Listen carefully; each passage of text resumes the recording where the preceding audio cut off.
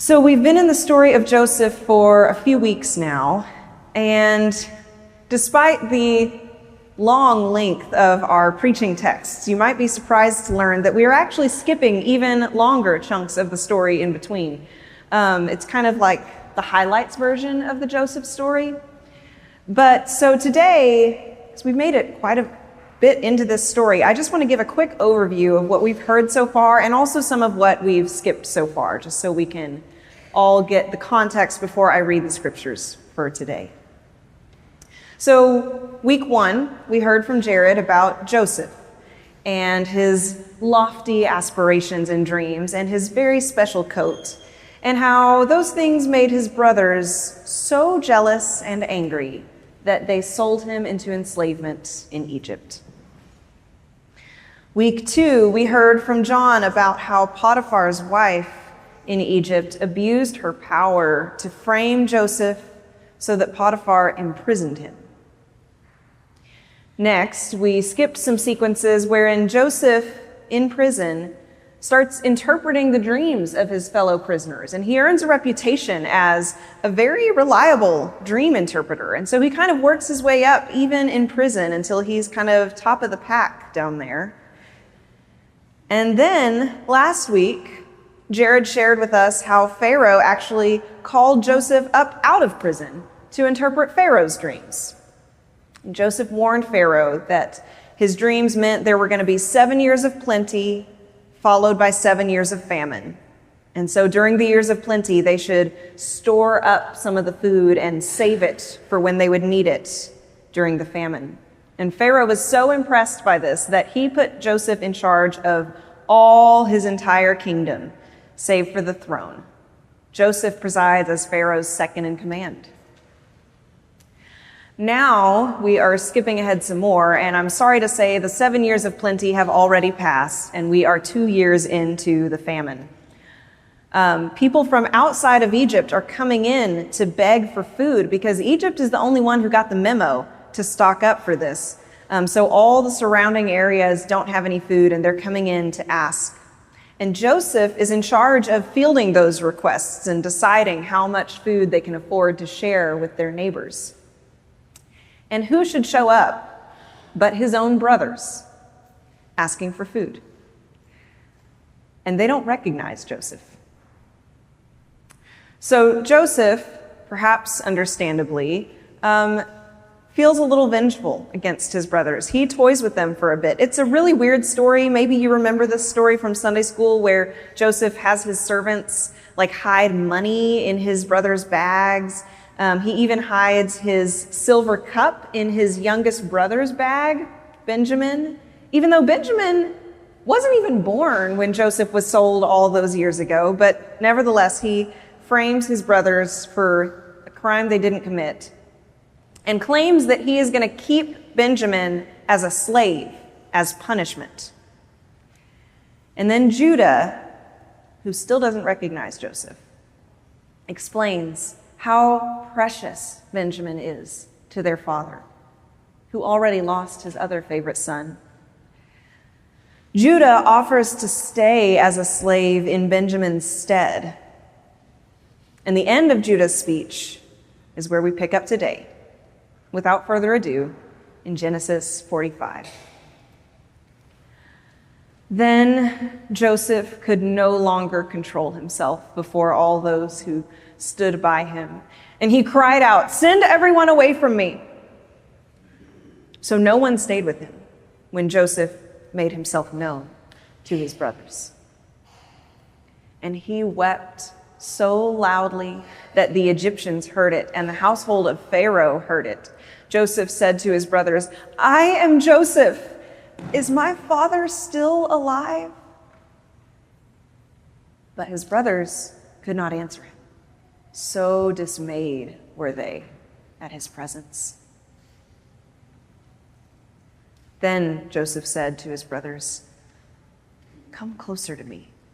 And they came closer, and he said, "I am your brother Joseph, whom you sold into Egypt. And now don't be distressed or angry with yourselves because you sold me here, for God sent me before you to preserve life. For the famine has been in the land these 2 years, and there are 5 more years in which there will be neither plowing nor harvest. God sent me before you to preserve for you a remnant on earth and to keep alive for you many survivors. So it wasn't you who sent me here, but God. God has made me a father to Pharaoh and Lord of all his house and ruler over all the land of Egypt.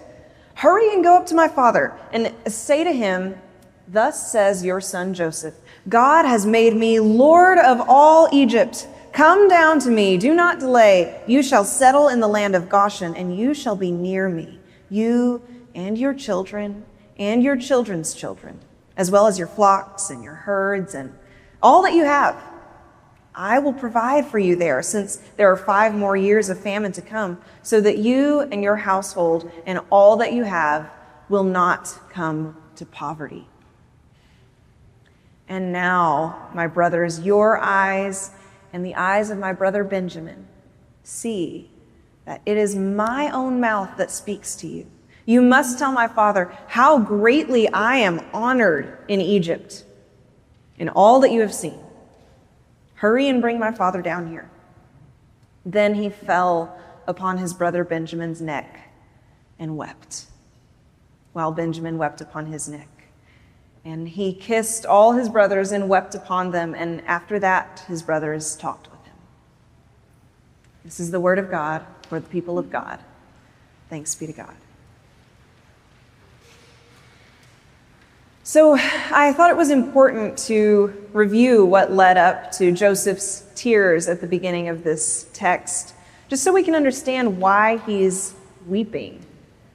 Because this is more complex than just a reunion after a long estrangement.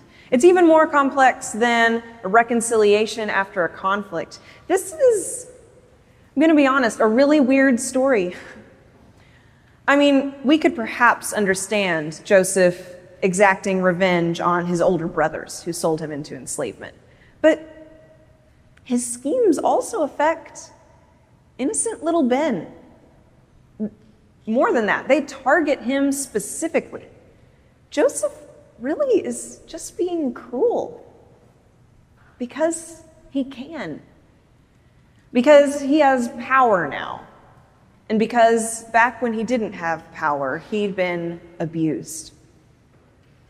Because hurt people, as they say. And now Joseph is doing to Benjamin what was done to him. But the story doesn't end there. Joseph is moved by Judah's plan to save Ben's life, Judah's willingness even to be enslaved in Ben's stead.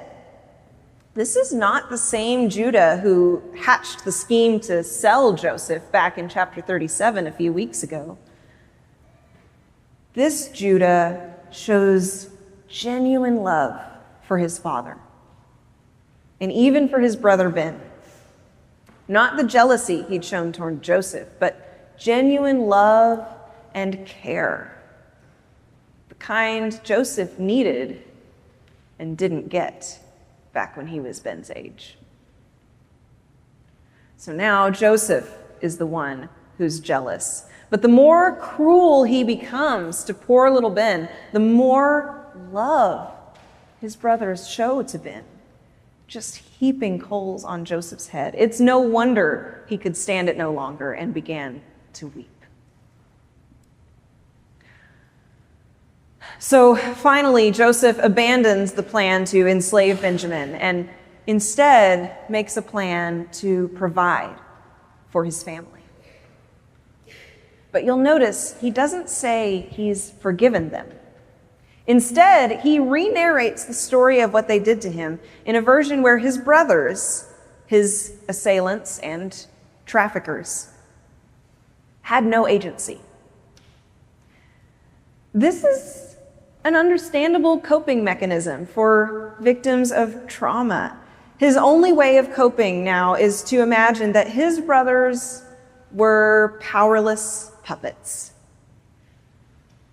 This kind of theology where God moves people around like pawns in service of a bigger plan does not agree with the rest of Genesis or with the rest of the Joseph story. I'm saying this reframing is not meant to tell us, the readers, who God really is. This is not who God really is. This is just the story that Joseph can cope with right now. It's a story that allows him to maintain the power that he's accrued, that allows him to process the victimization he went through in his past. It's also the story that allows him to move forward in providing for his family, who's in need. He tells himself that they didn't hurt him. They couldn't have hurt him. They were never powerful enough to hurt him. That he's never needed the love that they now show to Benjamin. Only Joseph's tears reveal that even he can't quite buy the story he's telling. His family of origin, so impotent in the story he tells, does actually affect him more than he wants to admit. It's only later, when Joseph will be able to acknowledge what his brothers did to him, that he'll be able to truly forgive them and be reconciled. That won't happen till the next chapter. But even before he does that, Joseph has already promised to provide for his family and to take care of them during the rest of the famine.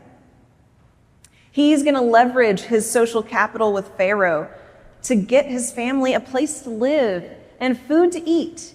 He is already hitching his wagon to theirs, even before he's fully forgiven them. What I'm saying is, reconciliation is not one conversation. It's a process. And oftentimes it starts imperfectly. But the important thing is that it starts somewhere. I'm going to rephrase that because it's really important. Joseph has not yet forgiven his brothers, but he is taking care of them. And they are graciously receiving care from him. And in this process of caring for one another, they are becoming reconciled. Only after they've begun living like a family, taking care of one another, will they truly become a family. Joseph is choosing his family of origin. And so they are becoming also his family of choice. Doing the work of loving one another, even before that love feels real, is what brings familial love back to life when it's been wounded like this. This fake it till you make it strategy of healing a family, it isn't actually fake at all. It's faithful.